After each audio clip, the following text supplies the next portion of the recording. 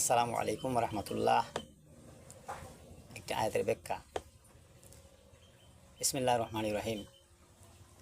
আল্লাহ সুবহানাহু ওয়া তাআলা বলেন, কুল হুয়াল কাদিরু আলা আন ইয়াবআসা আলাইকুম আযাবাম মিন ফাওকিকুম আও মিন তাহতি আরজুলিকুম আও ইয়ালবিসাকুম শিয়াআন ওয়া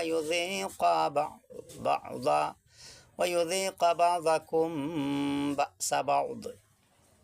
আপনি বলে দিন, তিনি শক্তিমান, যিনি তোমাদের উপর কোনো শাস্তি তোমাদের উপর দিক থেকে অথবা তোমাদের পদতল থেকে প্রেরণ করবেন, অথবা তোমাদেরকে দলে উপদলে বিভক্ত করবেন এবং একে অন্যের উপর আক্রমণের স্বাদ আস্বাদন করাবেন। সূরা আনআম আয়াত নং ৬৫। এই আয়াতের ব্যাপারে উবাই ইবনে কাব রাদিয়াল্লাহু তাআলা আনহু এই আয়াতের ব্যাখ্যায় বলেন, তা হলো চারটি বিষয় অবশ্যই সংগঠিত হবে।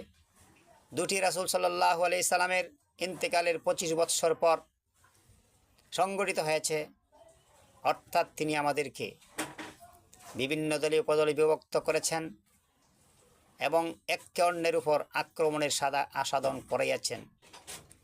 আর বাকি দুটি অবশ্যই সংগঠিত হবে।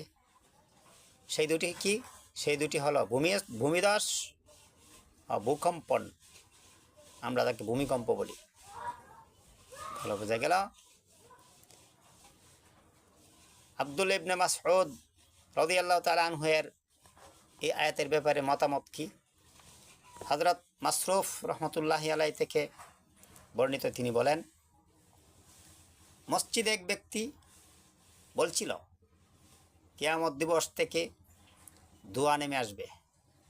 কিয়ামত দিবসে আকাশ থেকে ধোঁয়া নেমে আসবে, মুনাফিকদের কান ও চক্ষুতে ধরবে আর মুমিনদের সর্দির ন্যায় ধরবে।